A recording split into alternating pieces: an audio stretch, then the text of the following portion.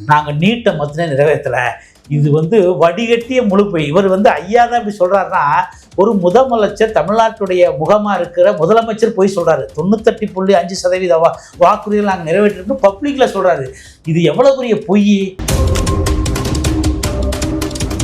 நாங்கள் ஆட்சிக்கு வந்தால் மீனவர்களுடைய கல்வி கணத்தை இப்படி எண்ணற்ற வாக்குறுதிகளை அள்ளி வீசிட்டு மக்கள்கிட்ட மனுக்களை வாங்கி பொட்டியில் போட்டு பூட்டி இந்த 4.5 வருஷமா பொட்டியவே திறக்காம சாவி தொலைஞ்சு போச்சு. ஏன் போய் சொல்றீங்க? தமிழ்நாடு உள்ள சாராயமும் டாஸ்மார்க்கு 6ஆ ஓடுது, அதில் தான் கொள்ளையடிக்கிறீங்க. அதனால தான் உங்களை அமலாக்கத்துறை உங்களை கை வைக்குது. ஏமா பொய்யிலே பிறந்து பொய்யிலே வளர்ந்தவங்க தான் அதிமுக. சரியா? இந்த அதிமுக பேசுறது எல்லாம் சத்தமாக பேசினா பொய் உண்மை ஆயிடாது. நான் கேட்கறதுக்கு போய் சொல்லுங்க. ஏன் மரியாதைக்குரிய ஆகாஷ் பாஸ்கரன், நீ உங்கள் சொல்கிற தம்பி ரித்தீஷும் ஏன் அமலாக்கத்துறை நோட்டீஸ் கொடுத்தா நீங்கள் போய் அப்பீரா வேண்டியதான்? ஏன் ஓடி ஒளிறீங்க? ஏன் கோர்ட்டுக்கு போகிறீங்க? ஏன் லட்சக்கணக்கில் போய் முகில் ரோஹித்துக்கு ஃபீஸ் கொடுத்து போய் அப்பீராவுக்கு ஸ்டே வாங்குறீங்க? என்னையா பேசுகிறீங்க? தமிழ்நாட்டில் நீங்கள் என்ன கண்ணாடிக்குள்ள கலறீங்களா? தமிழ்நாட்டில் என்ன நடக்குதுன்னு உங்களுக்கு தெரியாதா? 6ஆவதா இருக்கும், 7ஆவதா இருக்கும், 1ஆவதா. அது எங்க அது நாங்க கஷ்டப்பட்டோம், சம்பாரிச்சோம், வாங்கினோம். என்ன தொழில் பண்ணீங்க? அது நீதிபதி கேட்கட்டும், நீதிபதிக்கு நாங்க பதில் சொல்றோம். இது நமக்கு தேவையில்லாதது.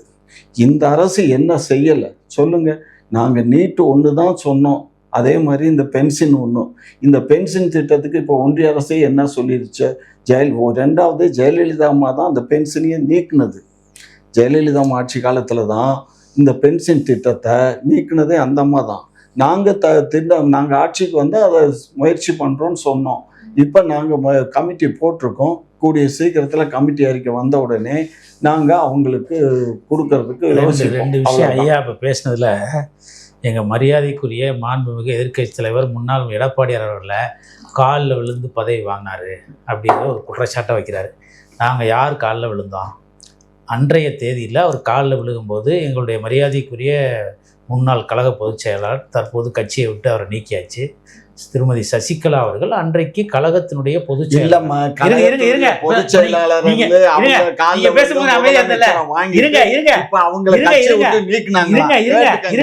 அதாவதுங்க எங்க கட்சி பொதுக்குழு, அது ஒரு பெரிய இயக்கம், பேர் இயக்கம். நாங்க பொதுக்குழு இருக்க முடியுதான். அன்றைய தேதியில அவங்க கழகத்தினுடைய பொதுச் செயலாளர், இப்போ தற்போதைய பொதுச் செயலாளர், அவங்க தமிழ்நாடு சட்டமன்ற கட்சியினுடைய எம்எல்ஏக்களுடைய தலைவராக தேர்ந்திருக்காங்க. அவங்கள்ட்ட ஒரு ஆசி வாங்கினாங்க. உங்களை மாதிரி போய் இந்திரா காந்திட்ட, மரியாதைக்குரிய மறைந்த முன்னாள் பிரதமர்கிட்ட சர்க்காரிய ஊழல் வழக்கில் தன்னை காப்பாற்றிக் கொள்வதற்கு, தன் குடும்பத்தை காப்பாற்றுறதுக்கு போய் காலை பிடிச்சி கெஞ்சினாங்க. ஒரு ஆசி வாங்கினா ஒரு பெரியவங்கன்னு சொல்லிட்டு நீங்க அதை தப்பா பேசாதீங்க இனிமே. ஒண்ணு, அதுக்கடுத்து பாத்தீங்கன்னா நெடுஞ்சாலைத்துறையில ஊழல் பண்ணது, அது ஆல்ரெடி சுப்ரீம் கோர்ட் போய் அந்த வழக்கு டிஸ்மிஸ் ஆயிடுச்சு. மரியாதைக்குரிய இவங்களுடைய RS பாரதி போட்ட வழக்கு, அந்த வழக்குல முகாந்திரமே இல்லை அப்படின்னு சொல்லிட்டு டிஸ்மிஸ் பண்ணிட்டாங்க அந்த வழக்கைய. தவறான தகவல் சொல்றாங்க. அதே மாதிரி பார்த்தீங்கன்னா இன்னைக்கு எங்கள் ஆட்சியில் எல்லாமே நடந்துருச்சு, நாங்கள் சொன்ன அத்தனை வாக்குறுதிகளையும் நாங்கள் நிறைவேற்றிட்டோம், நாங்கள் நீட்டை மத்தின நிறைவேற்றலை. இது வடிகட்டிய முழுப்பை. இவர் ஐயா தான் இப்படி சொல்கிறாருன்னா, ஒரு முதலமைச்சர் தமிழ்நாட்டுடைய முகமாக இருக்கிற முதலமைச்சர் போய் சொல்கிறாரு 98.5% வாக்குறுதிகள் நாங்கள் நிறைவேற்றிருக்கோம் பப்ளிக்கில் சொல்கிறாரு. இது எவ்வளோ பெரிய பொய். ஏங்க, எதிர்கட்சியாக இருக்கும்போது ஊராக போய் பஞ்சாயத்தாக மீட்டிங் போட்டு ஒரு பெட்டியையும் வச்சுக்கிட்டு, நான் ஆட்சிக்கு வந்தால் நீட்டில் நாங்கள் விலக்கு பெறுவேன், நாங்கள் ஆட்சிக்கு வந்தால் அரசு ஊழியர்களுக்கு பழைய ஓய்வூதியத்தை திரும்ப கொண்டு வருவேன், நாங்கள் ஆட்சிக்கு வந்தால் விவசாயிகள் கடனை தள்ளுபடி பண்ணுவேன், நாங்கள் ஆட்சிக்கு வந்தால் மாணவர்களுடைய கல்வி கடனை தள்ளுபடி பண்ணுவேன், நாங்கள் ஆட்சிக்கு வந்தால் மீனவர்களுடைய கல்வி கடனை, இப்படி எண்ணற்ற வாக்குறுதிகளை அள்ளி வீசிட்டு மக்கள்கிட்ட மனுக்களை வாங்கி பொட்டியில் போட்டு பூட்டி இந்த 4.5 வருஷமா பொட்டியவே திறக்காம சாவி தொலைஞ்சு போச்சு. இந்த சூழ்நிலையில 98.5% வாக்குறுதியை நிறைவேற்றன்னு சொன்னா மக்கள் என்ன முட்டாளா? நான் ஒரே ஒரு விஷயத்தையும் சொல்றேன். ஊருக்கு போய் மரியாதைக்குரிய துணை முதலமைச்சர் உதயநிதி ஸ்டாலின், நாங்கள் ஆட்சிக்கு வந்தா நீட்டை எப்படி ரத்து பண்ணணும்னு, நீட்டில் எப்படி விலக்கு பெறணும்னு சொல்லிட்டு எங்களுக்கு ரகசியம் தெரியும், அதனால திமுக ஆட்சிக்கு வந்த அடுத்த நிமிஷமே முதல் கையெழுத்து நீட்டு விலக்கு பெறுதான்னு சொன்னார். இன்னைக்கு வரைக்கும் நீட்டை விளக்க பெறல. ஒரு பெரிய இதில் ஒரு ஆச்சரியம் என்னன்னா, நீட்டையும் விளக்க பெறல, அதுக்கு வந்து மாணவர் அணியை வச்சு வந்து கையெழுத்து வாங்குறது, 50 லட்சம் கையெழுத்து, 1 கோடி கையெழுத்துன்னு மக்களை ஏமாத்துறது. ஒரு பக்கம் நீட்டை படிங்கன்னு சொல்லிட்டு பயிற்சி மையத்தை துவங்குறது. இப்போ ஒரு பெரிய ஃபென்டாஸ்டிக் நியூஸ் என்ன தெரியுமா? மரியாதைக்குரிய ஐயாவுக்கு தெரியும், அவருக்கு நண்பராக தான் இருப்பார், மரியாதைக்குரிய முன்னாள் சபாநாயகர் ஆவுடையப்பன், அவருடைய மகன் திமுகவுடைய திருநெல்வேலி மாவட்டத்தில் திமுகவுடைய தலைமை செயற்குழு உறுப்பினர். அவருடைய மகன் படித்தவர், சிபிஎஸ்சி ஸ்கூலில் படித்தவர், ஆல் இந்தியா நீட் ரேங்கில் 922வது ரேங்கில் செலக்ட் ஆகிருக்காரு. ஒரு திமுகவுடைய முன்னாள் சட்டமன்ற முன்னாள் சபாநாயகருடைய பேரனே நீட்டில் செலக்ட் ஆகிருக்காரு. அடுத்து பார்த்தீங்கன்னா திமுகவுடைய முன்னாள் அமைச்சர், தற்போதைய சட்டமன்ற உறுப்பினர், விழுப்புரத்தை சேர்ந்த பொன்முடி, அவருடைய பேரன் நீட்டில் ஃபெயிலாக இருக்கிறது. நீங்கள் நீட்டில் விலக்கு பெறணும்னா உங்களுடைய திமுகவுடைய ஃபர்ஸ்ட் நீட் எக்ஸாமே அப்பியர் ஆகக்கூடாது. நீங்கள் எப்படி மக்களை முட்டாளாக்குறீங்க? ஏங்க நாங்கள் வந்து நீட்டு விலக்க பெறணும் தான் எங்களுடைய கொள்கை. முடியலை, இந்தியாவுக்குள்ளே அமல்படுத்திட்டாங்க. நாங்கள் உடனே எங்கள் எடப்பாடியார் ஒரு மிகப்பெரிய சீரிய சிந்தனை, எந்த இந்திய நாட்டு முதலமைச்சருக்கும் வந்து உதிக்காத சிந்தனை, இந்திய அரசமைப்பு சட்டம் ஆர்டிகல் 162 பயன்படுத்தி தமிழ்நாடு சட்டமன்றத்தில் ஒரு மிகப்பெரிய தீர்மானத்தை கொண்டு வந்து, ஒரு ஆக்டை கொண்டு வந்து 7.5% ஏழை மாணவர்கள், அரசு பள்ளியில் படிக்கிற மாணவர்களுக்கு மிகப்பெரிய இடஒதுக்கீட்டை பெற்றுத்தந்தார். அந்த இடஒதுக்கீட்டின் மூலம் இன்னைக்கு 600 அரசு பள்ளி மாணவர்கள், ரோட்டில் பூ விற்கிறவன், காய்கறி விற்கிறவன், வண்டி ஓட்டுறவன், தள்ளு வண்டி ஓட்டுறவன், டிஃபன் கடை போட்டிருக்கவன் புள்ள இன்னைக்கு டாக்டர் ஆகி போயிட்டு இருக்கு. இதை உங்களுக்கு பாராட்டுறதுக்கு மனசு இருக்கா? ஏன் போய் சொல்றீங்க? இது ஒண்ணு. அதுக்கடுத்து பார்த்தீங்கன்னா மரியாதைக்குரிய திமுகவுடைய துணை பொதுச்செயலாளர் கனிமொழி, எதிர்கட்சியில் 5 வருஷமா தெருவா போறது, ஊருவா போறது, மீட்டிங் போடுறது. தமிழ்நாட்டில் வந்து சாராயம் ஆறா ஓடுது, மது ஆறா ஓடுது, விதவைகள் வந்து இளம் விதவைகள் அதிகமாக உருவாயிட்டாங்க. அதனால திமுக ஆட்சிக்கு வந்தா மது விலக்கு தான் எங்களுடைய முதல் கையெழுத்து. இன்னைக்கு வரைக்கும் உங்களால் வந்து மது விலக்கு கொண்டு வர முடிச்சா? ஏன் போய் சொல்றீங்க? தமிழ்நாடு உள்ள சாராயமும் டாஸ்மார்க்கு ஆறா ஓடுது, அதுல தான் கொள்ளையடிக்கிறீங்க. அதனாலதான் உங்களை அமலாக்கத்துல வந்து உங்களை கை வைக்குது. 2ஆம் முறை மரியாதைக்குரிய முதலமைச்சர் ஊரா பொய்யான வாக்குறுதி, இந்த எந்த வாக்குறுதியும் நிறைவேற்றாம 528 வாக்குறுதி, 20 வாக்குறுதியை நீங்க சொன்னீங்க எலெக்ஷன் மேனிஃபெஸ்டோல. இன்னைக்கு 50% கூட வாக்குறுதி நிறைவேற்றல. ஏன் போய் சொல்றீங்க? 98.5% வந்து நாங்க வந்து நிறைவேற்றிட்டோம், இன்னும் 1.5% தான். இப்ப நான் சொன்னதே ஒரு 10 வாக்குறுதிக்கு மேல இருக்கும். இந்த மாதிரி கிட்டத்தட்ட இன்னும் 240-50 வாக்குறுதிக்கு மேல இவங்க நிறைவேற்றவே இல்லை. மக்களை வந்து முட்டாளாக்குறாங்களே. இப்படி வந்து நடக்காத ஒரு விஷயத்த நாங்க வந்து எங்களையும் தான் வந்து அரசு ஊழியர் அப்ரோச் பண்ணாங்க. நீங்க வந்து பழைய ஓய்வு திட்டத்தை நாங்க வந்து திரும்பி கொண்டு வரணும், எலெக்ஷன் தேர்தல் வாக்கு சேருங்கன்னு சொன்னாங்க. எங்களால முடியாதுங்க, அது சென்ட்ரல் கவர்மெண்ட் முடிவெடுக்கிற மேட்ரு, எங்களால முடியாதுன்னு நாங்க உண்மையை சொன்னோம்ல. நீங்க ஏன் போய் சொல்றீங்க? இன்னைக்கு இந்த 4 வருஷமா அந்த அரசு ஊழியர் வந்து உங்களை எதிர்த்து போராடிக்கிட்டு இருக்கான். இப்படி எல்லாமே பொய்யா இருந்தா என்ன அர்த்தம்? ஏமா, பொய்யிலே பிறந்து பொய்யிலே வளர்ந்தவங்க தான் அதிமுக. சரியா? இந்த அதிமுக பேசுறது எல்லாம் சத்தமாக பேசினா பொய் உண்மை ஆயிடாது. உண்மையை யாராலையும் முழுங்க முடியாது, உண்மை வெளியில் வந்து தான் ஆகும். ஆகையினால இப்போ வந்து நாங்கள் வந்து கொடுக்க இயலுமா கொடுக்க இயலாதான்னா நாங்கள் கொடுக்கறதுக்கு முயற்சி பண்ணுறோம்னு சொல்லித்தான் நம்ம வாக்குறுதி கொடுத்தோம். அதுக்குரிய ஆவணங்களை எல்லாம் ரெடி பண்ணி இப்போ கொடுக்கறதுக்குரிய வேலைகளை தான் நாங்கள் இப்போ கமிட்டி போட்டு செஞ்சுக்கிட்டு இருக்கோம். இது ஒரு பக்கம் பழைய பென்ஷன் திட்டத்துக்கு. 2வது, இப்போ ஒரு சொல்றாரு பாருங்க, நாங்கள் டாஸ்மாக் கடையை படிப்படியாக தான் மூடுவோம்னு சொன்னோமே தவிர நாங்கள் கனிமொழி அவர்கள் ஊர்வலா பேசினாங்க, முதலமைச்சர் சொல்லல. முதலமைச்சர் வந்து படிப்படியாக, அது உண்மைதான்.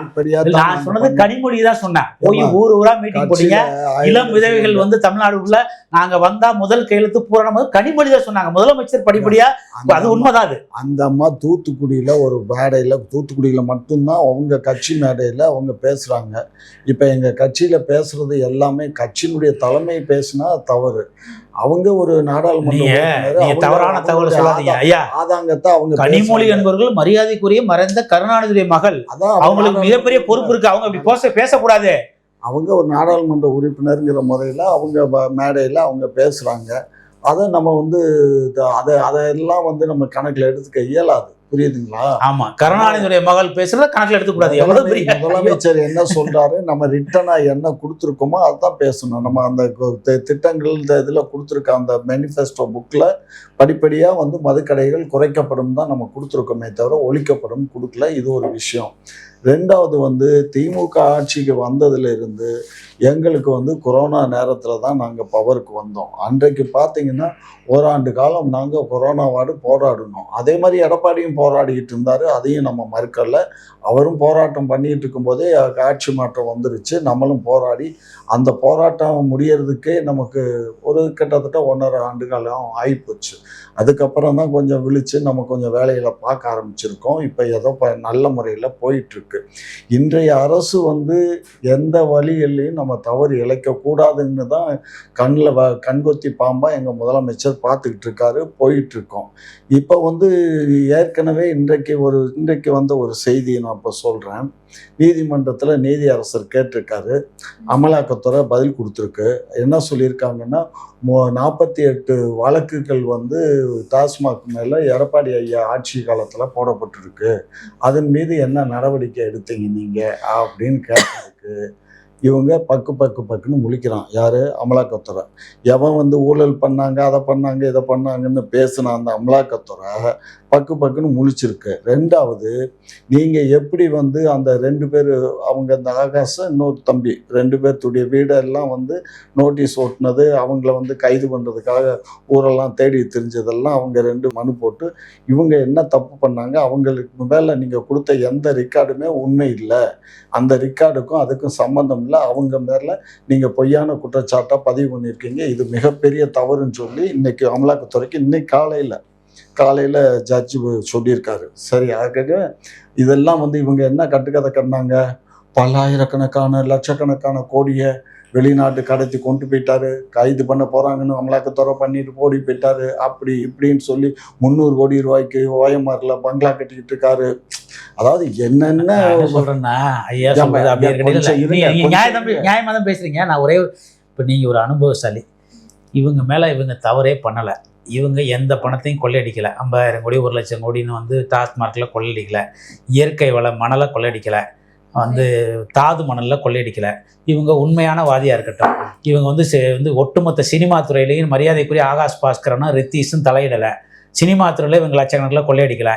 அதே மாதிரி ரியல் எஸ்டேட் துறை G2 வச்சுக்கிட்டு கொள்ளையடிக்கலை. நீங்கள் வந்து பஞ்ச பராரிகள், ஏழைகள். ஏங்க அமலாக்கத்துறை நோட்டீஸ் அனுப்புனா நீங்கள் போய் அப்பீர் ஆக வேண்டியது, உங்கள்ட்ட தான் மடியில் வந்து கனம்லாம் போய் அப்பீர் ஆக வேண்டியது, ஏன் ஓடி ஒளிறீங்க? நான் கேட்கறதுக்கு பயிற்சி சொல்லுங்க. ஏன் மரியாதைக்குரிய ஆகாஷ் பாஸ்கரன், நீ உங்கள் சொல்கிற தம்பி ரித்தீஷும் ஏன் வந்து அமலாக்கத்துறை நோட்டீஸ் கொடுத்தா நீங்கள் போய் அப்பீர் ஆக வேண்டியது, ஏன் ஓடி ஒளிறீங்க? ஏன் கோர்ட்டுக்கு போறீங்க? ஏன் லட்சக்கணக்கில் போய் முகில் ரோஹித்துக்கு ஃபீஸ் கொடுத்து போய் அப்பீர் ஆகி ஸ்டே வாங்குறீங்க? என்னையா பேசுறீங்க? தமிழ்நாட்டில் நீங்க என்ன கண்ணாடிக்குள்ள வந்து கலறீங்களா? தமிழ்நாட்டில் என்ன நடக்குதுன்னு உங்களுக்கு தெரியாதா? இங்க பாருங்க கண்ண, இது என்ன நியாயம்? நீங்க ஒரு வழக்கறிஞர், இன்னைக்கு இந்த ஜட்ஜ்மெண்ட் ஏங்க நீதிபதி சொல்ற ஜட்ஜ்மெண்ட் கரெக்டா, நீங்க பேசுறது கரெக்டா? நீதிபதி அவன் வேணும்னு இங்க பாருங்க உங்களுக்கு ஒரு விஷயம் புரிஞ்சுங்க. அவன் அமலாக்கத்துறை வந்து கூப்பிட்டு விசாரணைங்கிற மாதிரி போர்வையில போத்தி உடனே பிடிச்சி வித்தவுட் எனி ரீசன் அவனுக்கு இதுல ஜெயில அடைக்கலான்னு அதிகாரம் இருக்கு. அந்த அதிகாரத்தை பயன்படுத்தி அவன் ஜெயில அடைப்பான். அதுக்காக தான் அவங்க ஓடி ஒளிஞ்சாங்க. தப்பு பண்ணலைனாலும் ஏங்க தப்பு பண்ண சிசோடியா தப்பு பண்ணானா? சிசோடியா தப்பு பண்ணானா? டெல்லி சீஃப் மினிஸ்டர் தப்பு பண்ணானா? யார் பண்ணாங்க? பண்ணலங்கிறது நீதிமன்றம் தான் சொல்லுங்க. வழக்கு நீதிமன்றத்துக்கு போயிடுச்சு. அத நீ கைது பண்ணி வழக்கு நீதிமன்றத்துக்கு போயிடுச்சு. இங்க பாருங்க, சரியா? இங்க பாருங்க, சரியா? இருங்க இப்போ ஐயா, நீங்க எந்த தப்பு பண்ணல, நான் தப்பு பண்ணலன்னு யாருக்கு தெரியும்? நீதிபதிக்கு தான் தெரியும். எவனுக்கு தெரியும்? இருங்க, நேர்மையான குடும்பம்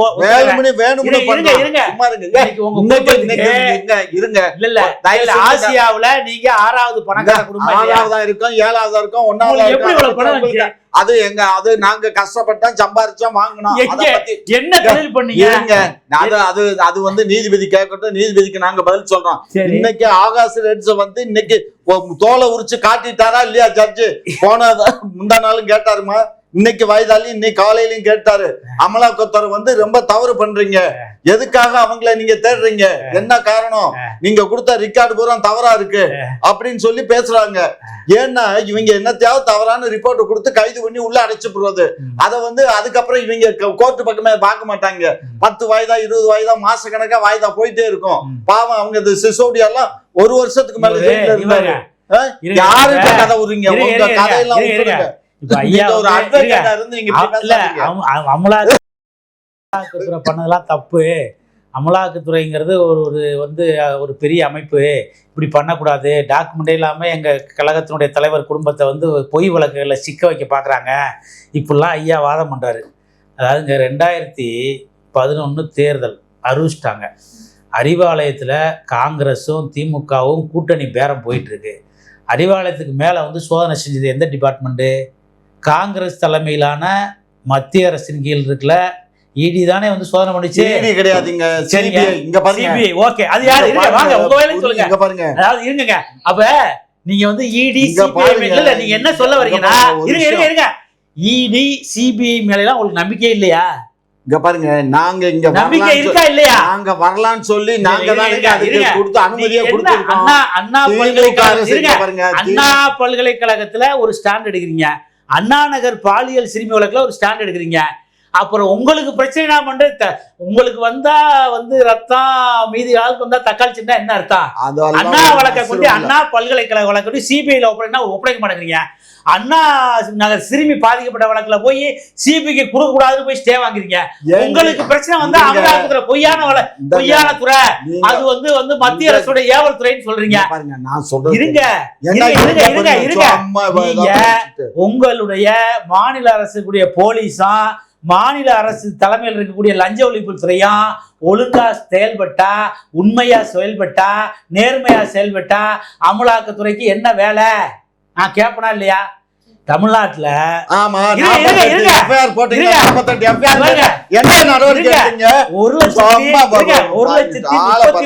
போலீஸ முதலமைச்சர், மரியாதைக்குரிய முதலமைச்சர் கையில வச்சுக்கிட்டு, கையாலாகாத முதலமைச்சர் மதுரை சத்திரப்பட்டியில ஒரு அக்யூஸ்ட் போய் போலீஸ் ஸ்டேஷனே அடைச்சு உடைக்கிறான்.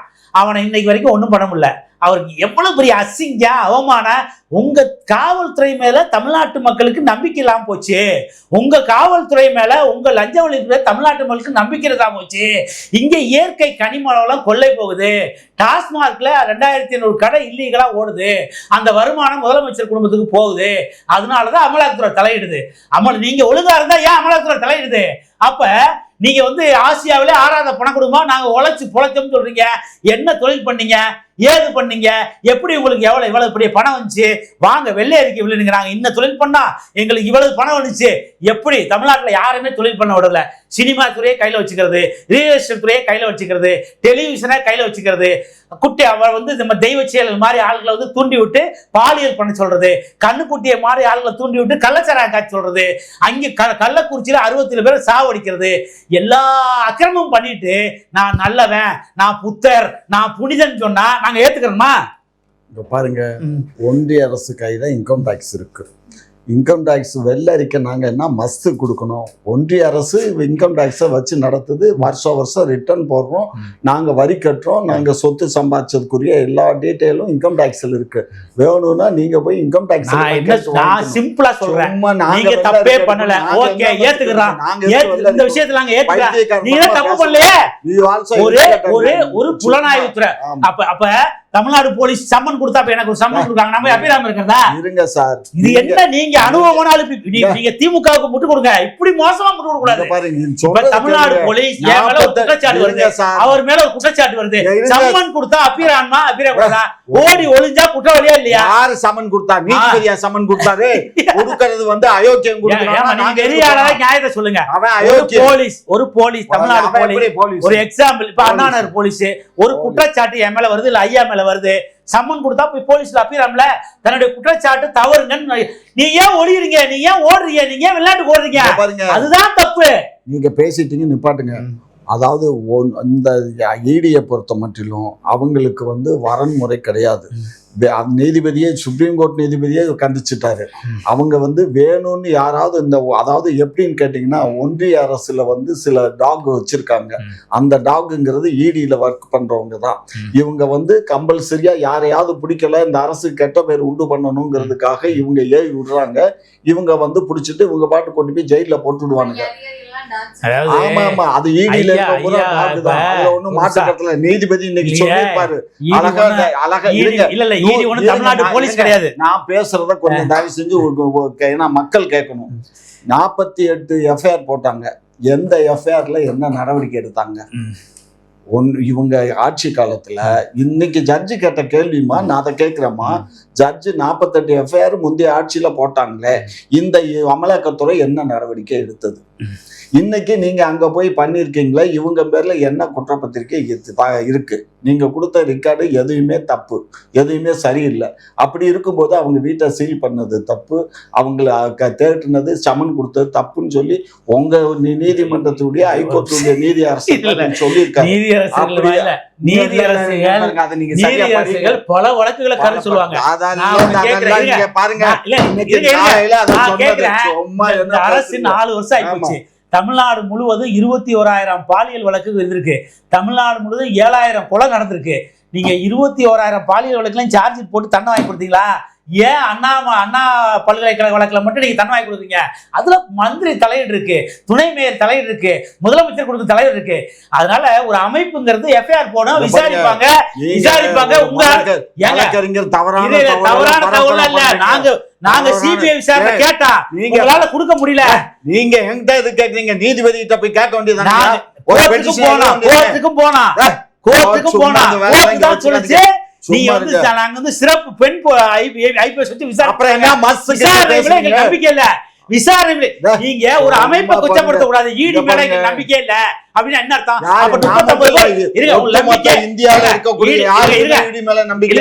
ஈடி மேல நம்பிக்கை இல்ல. இந்த இந்திய அரசமைப்பு சட்டம் வரையறுத்தான் ஈடியை வந்து ஃபார்ம் பண்ணாங்க. உங்க 39 எம்பி என்ன பண்றாங்க? போய் பாராளுமன்றத்துல எங்களுக்கு ஈடி மேல நம்பிக்கை இல்ல, ஈடி அமைப்பே கலைஞன்னு சொல்லுங்க. அதை சொல்லாம பப்ளிக் சொல்றீங்க தப்பு. நான் சொல்றது தமிழ்நாடு போலீஸ் எப்படியோ, தமிழ்நாடு போலீஸ் ஒரு குற்றம் நடந்துச்சுன்னா எப்படி சம்மன் கொடுப்பாங்களோ அதே மாதிரிதான் ஈடி கொடுக்குது. நீங்க ஏன் அப்பியர் ஆகாம வெளிநாட்டுக்கு தப்பி ஓடுறீங்க? அதுக்கு பதில் சொல்லலாம். சுத்தி வளைச்சு பேசுறீங்க. நாங்க என்னத்த சுத்திக்கிட்டு பேசுறோம்? நீ கொடுத்த இதுவே தப்பு. நீ என்ன காரணத்துக்காக நீ அவங்களுக்கு வந்து நோட்டீஸ் கொடுக்குற அப்பியர் சொல்லி ஈடிங்க சும்மா எல்லாம் கொடுக்கல. ஐயா வந்து இப்ப வந்து திமுகவுக்கு மட்டும் கொடுக்குறாரு, ஈடி சும்மா கொடுக்கல. ஆல்ரெடி தமிழ்நாட்டுல 5,000 கோடிக்கு அளவீட்டுக்கு அதிகமா மணல் அள்ளி அமலாக்கத்துறை கேஸ் இருக்கு. ஆல்ரெடி 2,500 கோடி 2,500 கடை இல்லீகல் கடை தமிழ்நாட்டுல டாஸ்மார்க் ஓடிக்கிட்டு இருக்கு. அதுல காந்தி ஜெயந்தி லீவ்ல நினைக்கல பில்ல போட்டு மாட்டிக்கிட்டாங்க. அதுல ஒரு 50,000 கோடி ஊழல். அதுக்கடுத்து பார்த்தீங்கன்னா சினிமா துறையில் ஒரு 50,000 கோடி 1 லட்சம் கோடி சம்பாதிச்சிருக்காங்க. ரியல் எஸ்டேட் துறையில் ஒரு 50,000 கோடி 1 லட்சம் கோடி. இப்படி எல்லா பணமும் சட்டவிரோதமாக சம்பாதிச்சுட்டு அந்த பணத்தை அவங்களால வந்து லீகல் பண்ண முடியல. இதையெல்லாம் ஈடி கண்டுபிடிச்சு தான் இந்த ஆகாஷ் பாஸ்கர்னு ரித்தீஷுக்கு சம்மன் அனுப்புறாங்க. நீங்க தான் தப்பே பண்ணலையே, போய் அப்பீல் ஆக வேண்டியதுதானே. மதுரையில் நடைபெற்ற மாநாடு சங்கிகள் மாநாடா முருகர் மாநாடா அப்படின்னு ஒரு கேள்வி எழுந்திருக்கு. அதுல உங்களோட கருத்து என்னதியா? அதாவதுமா, முருகருங்கிறவர் தமிழ் நிலத்தினுடைய கடவுள். தமிழ் நிலத்தில் குறிஞ்சி நிலத்தில் தலைவனாக இருந்தவர். அதனால் முருகருக்கு யார் வேணாலும் மாநாடு நடத்தலாம். சங்கிகள் நடத்தலாம், சங்கி அல்லாதவர்கள் நடத்தலாம், சனாதனம் உள்ளவர்கள் நடத்தலாம், சனாதனத்தை எதிர்த்தவர்கள் நடத்தலாம். அதனால் முருகன் தமிழ் கடவுள். அதாவது முருகன்கிறது ஒரு 10,000 வருஷம் வரலாறு கொண்ட ஒரு இனத்தினுடைய குறிஞ்சி நிலத்தினுடைய தலைவன். அதனால் சங்கி நடத்துகிறாங்களா இந்து மொழி நடத்துகிறாங்களா எங்களுக்கு கணக்கு கிடையாது. எங்களுக்கு முருகனுக்கு மாநாடு நடத்தினா நாங்கள் வரவேற்போம். ஏன்னா நீங்கள் சொல்கிற சங்கிகள் இன்னைக்கு வரைக்கும் இந்த மாநாடு நடத்துகிற முன்னாடி வரைக்கும் விநாயகருக்கு ஊர்வலம் பண்ணி நம்ம பார்த்துருக்கோம், ராமபிரானுக்கு ஊர்வலம் பண்ணி நம்ம பார்த்துருக்கோம். ஜெய் ஸ்ரீராம்னு சொல்லுவாங்க, ஜெய் கிருஷ்ணான்னு சொல்ல மாட்டாங்க, ஐயாவுக்கு தெரியும். அதனால் அது சங்கியாக இருந்தாலும் சரி, சண்டாளர்களாக இருந்தாலும் சரி, எங்கள் தமிழ் நிலத்துறை தலைவன் குறிஞ்சி நிலத்துறை தலைவன் முருகனுக்கு மாநாடு நடத்துகிறாங்க. அதனால நாங்கள் வரவேற்போம். அது வந்து சாதாரண ஒரு அமைப்பு நடத்தலை. தமிழ்நாடு முழுவதும் கிளைகளை கொண்ட இந்து முன்னணி, அதனுடைய மாநில தலைவர் காடேஸ்வர சுப்பிரமணியன் அவர் வந்து மாநாடு நடத்துகிறாரு. தமிழ் கடவுளுக்கு மாநாடு நடத்துறாரு. அவர் வந்து எல்லா கட்சிக்கும் அழைப்பு கொடுத்துருக்காரு. மரியாதைக்குரிய முதலமைச்சருக்கும் அழைப்பு கொடுத்துருக்காரு. சனாதனம் பேசக்கூடிய நம்மளுடைய எதிர்ப்பா பேசக்கூடிய திருமாவளவனுக்கு அழைப்பு கொடுத்துருக்காரு. அதிமுகவுடைய பொதுச் செயலாளர் சட்டமன்ற எடப்பாடியாருக்கும் அழைப்பு கொடுத்துருக்காரு. ஆனால் இந்த மாநாட்டை நாங்கள் வரவேற்கிறோம். இது வந்து தமிழ்நில கடவுள் குறிஞ்சி நில தலைவனுடைய முருகனுடைய மாநாடு, அதனால இந்த மாநாட்டை வரவேற்கிறோம். இல்ல, குறிஞ்சி நிலத்துக்கு தலைவன்னா எப்படி தலைவன்? ஏன் 10,000 ஆண்டுகளுக்கு முன்னாடி குறிஞ்சி நிலம்னு ஒண்ணு இருந்தது. இல்ல சரி, இருந்ததா வச்சுக்கோங்க. அதுக்கு தலைவன்னா எப்படி? ஒரு சேயவன் யாரு, மாயவன் யாரு சொல்லுங்க. இங்க பாருங்க, அதெல்லாம் எனக்கு தெரியாது. இந்த முல்லை நில தலைவன் மாயோன், குறிஞ்சி நில தலைவன் தேவன், அந்த சேயவன் தான் முருகன். இது உலகத்துக்கே தெரியும். ஐயா தெரிஞ்சுக்கிட்டு இப்ப வந்து இப்படி பேசுறாரு. அதாவது சரி, புனையப்பட்ட செய்திகள் எவ்வளவோ வருது, அதுல இது ஒண்ணும் தொலைக்க இவங்க மாநாடு நடத்த இவரே வீட்டுல முருகன் படத்தை வச்சு கும்புறாரு. அதெல்லாம் இங்க வந்து திமுக முட்டு கொடுக்குறாரு. அர்ப்பணை பண்ணாதீங்க. கோச்சுக்கு மரியாதைக்குரிய முதலமைச்சருடைய துணைவியார் வந்து அவங்க அடிக்கடி முருகை பக்த பேச்சு மாட்டிக்கிறாதீங்க. அவங்க யார் வேணாலும் கும்பிட்டு போட்டு, என்னை பொறுத்த மட்டிலும் தெய்வம் என்பது இல்லாத ஒண்ணு. இயற்கை மட்டும்தான் தெய்வம். இயற்கையை தான் நான் வணங்குவேனே தவிர இல்லாத ஒரு கற்சிலைகளை போய் நான் அப்புறம் அவங்க முதலமைச்சர் குடும்பம் கோயில் போறாங்க. அது அவங்களுடைய இஷ்டம். அதை இங்க பாருங்க, தனிப்பட்ட ஒவ்வொரு மனிதனுக்கும் ஒவ்வொரு செயல்பாடு இருக்கும், ஒவ்வொருத்தருக்கும் ஒவ்வொரு உரிமை இருக்கும். உங்க உரிமையில தலையிட எனக்கு உரிமை கிடையாது. அது மாதிரிதான் இது வந்து அதை பத்தி அவங்க நம்பிக்கை உள்ளவங்க தாராளமா மாநாடு நடத்தட்டும். அதை பத்தி எங்களுக்கு ஒண்ணும் இல்லை. ஆனா மாநாட்டை காரணம் காட்டி, ஏற்கனவே நீங்க வந்து அயோத்தியில வந்து எப்படி காரணம் காட்டி இது ராமர் பிறந்த இடம்னு சொல்லி அங்க போய் அந்த இதை இடிச்சு தள்ளுனீங்களோ பாபர் மசூதிய, அது மாதிரி இங்க வந்து நீங்க ஏதாவது பண்ணி அந்த சிக்கந்தர் தர்காவை உடைச்சிடக்கூடாதுங்கிற அந்த நல்ல எண்ணத்துலதான் நாங்க அதுக்கு வேண்டாம் அப்படின்னு சொன்னோம். புரியுதுங்களா? ஏற்கனவே அங்க வந்து ஒரு டென்ஷனான ஒரு இஷ்யூ போயிட்டு இருக்கு. அதனால வேண்டாம். ஏன்னா நம்ம சிறுபான்மையினரை வந்து நம்ம அனுசரிச்சுதான் வாழணுமே தவிர சிறுபான்மையினருக்கு எதிரி. ஏன்னா நம்ம அவன் 10 பேர் இருக்கான், நம்ம 100 பேர் இருக்கோம்னா 10 பேர்.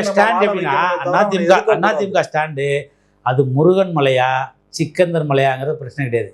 எங்களை பொறுத்தவரை இஸ்லாமிய சகோதரர்கள் வந்து தமிழ் குடி தான். அவங்களும் மாமன் மச்சனோட நம்மளுடைய பூர்வீக குடி தான். இங்கேருந்து போனவங்க தான். ஒன்றும் அவங்க வந்து ஆப்பிரிக்காவிலேயோ ஐரோப்பாலேருந்து வரல. தமிழ்நாட்டில் பிறந்தவங்க ஒரு மார்க்கத்தை பின்பற்றுறாங்க. இதெல்லாம் விட்டுட்டு நீங்கள் வாக்கு வங்கி அரசியலுக்காக நீங்கள் வந்து சிறுபான்மை மக்கள் மீது வந்து ஒரு வெறுப்பை வந்து பெரும்பான்மை மக்களுக்கு சிறுபான்மை வெறுப்பை வந்து நீங்கள் உமிழ்றீங்க. இது வந்து உங்களுக்கு உங்க வாக்கு வங்கியில மிகப்பெரிய டேமேஜ் உருவாக்கு வந்து மாநாடு. நாங்க செத்தாலும் சாவமே தவிர இனிமே வந்து நாங்க வந்து பாரதிய ஜனதா கட்சியோட கூட்டணி போக மாட்டோம். அப்படி கூட்டணி போனதுனாலதான் நாங்க சொல்லலமா, அண்ணாச்சி சொன்னாரு நாங்க கூட்டணி போக மாட்டோம். அப்படி கூட்டணி போனதுனாலதான் நாடாளுமன்ற தேர்தல்ல நம்ம தோல்வியை தழுவணும். அதனால 26 தேர்தல்ல கண்டிப்பா அவங்களோட கூட்டணி இல்லைன்னு சொன்னாங்க. இன்னைக்கு அவங்க தேடி பிடிச்சு கூட்டணியில இருக்காங்க. அது அவங்களுடைய 1999 இருந்து 2004 வரைக்கும் பிஜேபி மந்திரி சபையில பல முக்கிய இலாக்களை பசவியுள்ள இலாக்களை வச்சு கொள்ளையடிச்ச கட்சி திமுக. அதனால நீங்க பிஜேபியோட கூட்டணி நீங்க தான் ஃபர்ஸ்ட் வச்சீங்க. நீங்க தான் வந்து மந்திரி சபை இடம் பெற்றிருக்கீங்க. அதனால நீங்க எங்களை சொல்லக்கூடாது. அரசியல்ல வெற்றி முக்கியம். அதனால கூட்டணி இருங்க யாருக்கால நீங்க தான் மந்திரி சபை நாதுங்க. இப்ப இவங்க வந்து இந்த வந்து ஒரு குடும்ப ஆட்சி நடத்திக்கிட்டு கொள்கையற்ற ஒரு கூட்டணியை 5 வருஷமா கூட வச்சுக்கிட்டு அவங்களுக்கு கொள்ளையடிக்கிறதுல பங்கு கொடுத்துக்கிட்டு ஒரு கூட்டணியை வச்சிருக்காங்க. அப்போ நாங்கள் அரசியல் பண்ணணும்ல, நாங்களும் வெற்றி பெறணும்ல, நாங்களும் எலெக்ஷனில் ஜெயிக்கணும்ல. அப்போ எங்களுக்கு ஒரு கூட்டணி தேவையில்லை. எங்கள் கொள்கை வேற, பிஜேபி கொள்கை வேற. ஆனால் எல்லாம் தேர்தல் வெற்றிக்கு கூட்டணி அவசியம். அந்த காலத்தில் ராஜாஜியே சொல்லிட்டு போயிட்டாரு, தேர்தலுக்கு கூட்டணி அவசியம்னு சொல்லிட்டு. அப்போ முதலிங்க ராஜாஜி சொல்றதை நாங்கள் ஃபாலோ பண்ண வேண்டியிருக்கு. அதாவது தேர்தலுக்கு வெற்றி முக்கியம்னா நாங்கள் கூட்டணி தான் சேர முடியும். நாங்கள் உங்களோட சேர முடியும். தாராளமாக கூட்டணி நடத்தட்டும், தேர்தலை சந்திக்கட்டும். எத்தனை தொகுதிகளில் வெற்றி பெறாங்க, எத்தனை தொகுதிகளில் டெபாசிட் போகுதுங்கிறத 26 தேர்தல் முடிஞ்ச உடனே கால்குலேட் பண்ணி இதே மாதிரி செந்தில் ஐயாவை கூப்பிட்டு நீங்கள் ஒரு இன்டர்வியூ பண்ணுங்க, நானும் வர்றேன், அப்போ பார்ப்போம். சரிங்களா?